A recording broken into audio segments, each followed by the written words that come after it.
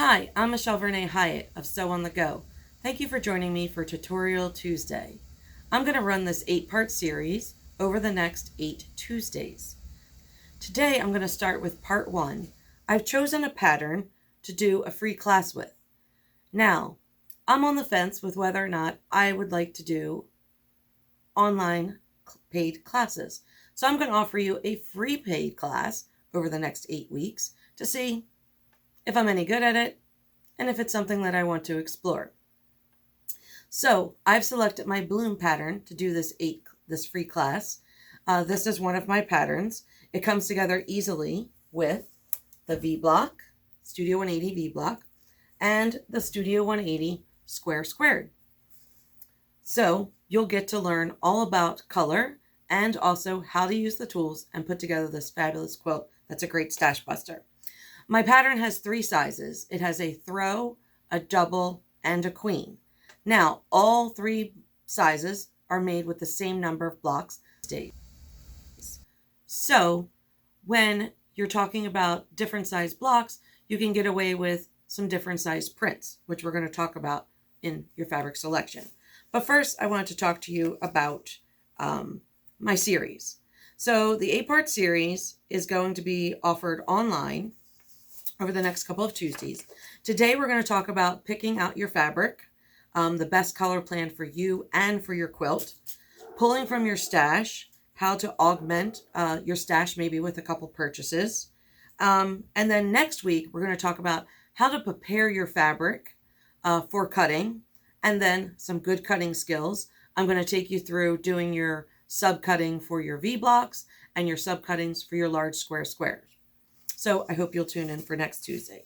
In later weeks, we're going to go through making your V-block units and trimming, making your square square units and trimming. There's a lot of square squares in this particular quilt, so that might be over 2 weeks. We're going to see how it plays out. Then we're going to talk about constructing your V-star blocks and using some precision pinning techniques, and then constructing the 5 diamond blocks, again using some precision pinning. Then we're going to lay out the quilt and construct it. So all in all, it will be an 8-part series. So that should take us to about mid-May. And I'm hoping that we're all allowed to do a little bit more outside of the home by then. But that also coincides with the next kickoff of my mystery series, which again, from May to October, will be a holiday medallion quilt. So different quilt, but basically it will be constructed the same way. So I hope you'll join me for that as well. So let's talk bloom. You're going to need your pattern, which you can purchase either through your local quilt shop. Many of them are still offering sales online and either shipping it to you or leaving it outside their door for pickup. So make sure you consult them. If you're unable to find it at your local quilt shop or they're not open, please feel free to purchase it on my Etsy site. But you will need this pattern to participate, as well as the square square and the V block. Once you have those, the only thing left is fabric. So let's talk fabric, the best part. Now, you could start with a plan that has 4 colors, similar to what I did on my original bloom, where I've chosen different colors across the color wheel. So I have my blue and my orange, which are on opposite sides of the color wheel, and I have my purple and my yellow, which are on opposite sides of the color wheel. Then I would use my green for the accent 1, which your accent 1 is the green squares that are running horizontal and vertical. And then you have your pink, which in this case, in my original quilt, I wish I had gone with a more tone-on-tone pink for my accent 2. I love the fabric. Several times through construction, I said, I don't think this is going to work, but I love the fabric, so I kept going. We all have one of them. So I'm going to be remaking this while you're doing it as well, and I'm going to use a more tone-on-tone pink. So this pink here would be perfect. And then here are the dots that I used for accent 3. So just to recap, accent 1 is your green running horizontal and vertical. And then your pink makes up the Ohio star, which is a little difficult to see on my version. I'm going to splash some alternate diagrams for you to see. And then my accent 3 is the dotted green that's in the center of both my Ohio stars and also my V stars.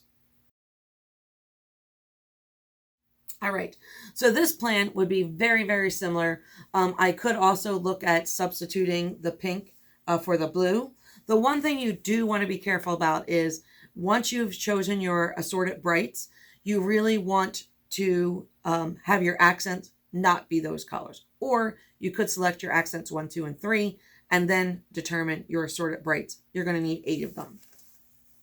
You could also go with maybe a fat quarter pack. So maybe you're making one of the larger sizes, but you want a more scrappy look. A fat quarter pack is perfect for that. Instead of using one fabric to represent one color in my quilt, you could use 3 fabrics to represent that same exact colorway. The only thing here, again, you would want to be careful with is if I'm using my accents of green and pink, I would probably not want to use those in my fat quarter pack. So for the next selection, let's talk Tilda. So in this case, I went and I picked, again, 4 colorways, choosing 2 fabrics per colorway. In this case, I went with a dot for one and a floral for the other, so adding a little bit of texture. Also, I went with a green for my accent 1 that's not entirely green. Has a little pink, has a little gold, little peach. But basically from 4 feet away, it will read as green. And in especially the larger sizes, it can carry it with the larger solid square. Then I went with a pink dot for my pink. And then this really cute small print, green with pink floral, to be my accent 3. Again, something light and dainty for the inside.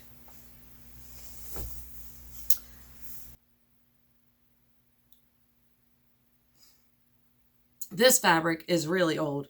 I even know where I got it. It was at Sample Spree in 2008 at Quilt Market. So really old. But here I could go with 2 colors. So I could go with an orangey pink and a blue to represent my 8 brights. Again, selecting a green for my accent 1, a pink for my accent 2. And then here, maybe I could use this fabric and fussy cut my centers of my squares for my accent 3. That's another great feature in the square ruler that will allow you to fussy cut your centers, which this could be fabulous. Then for those of you who don't believe me when I say I actually collect Joe Morton fabric, I've pulled out some for an example here. Here you could go with 1 colorway, all red in this case, a little brownie, a little pink, red, but basically 8 reds. Go with a nice gold tannish background. I could then use this olive green for my green, this gold for my pink, and then this nice small print again with just a little hint of gold on a beige background for my accent 3.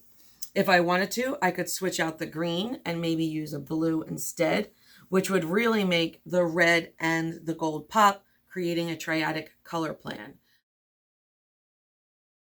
So the navy would work fabulous as well.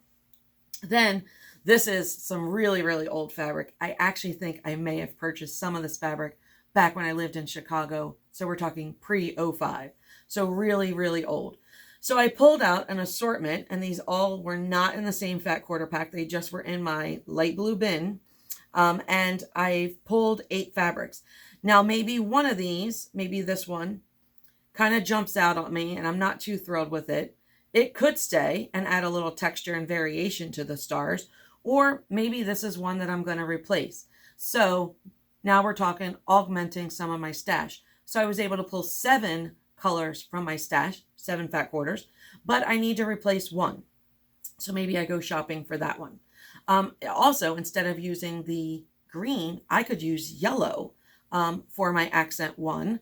And these big dots would carry over well, because again, this unit is pretty large, especially in the larger sizes.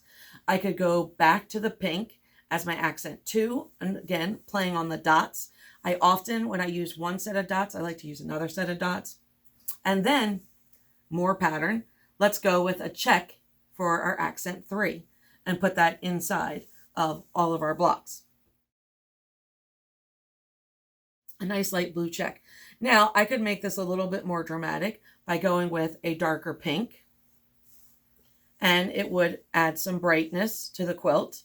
It just adds a different effect. So don't be afraid to play around. Some of it's probably going to be determined by the stash you have or what shops are available online to purchase during this time. So that's my lesson in fabric for today. I hope you'll join me on my Bloom free online class. It'll be over again the next 8 Tuesdays on Tutorial Tuesdays, hopefully airing around 3:30 each Tuesday.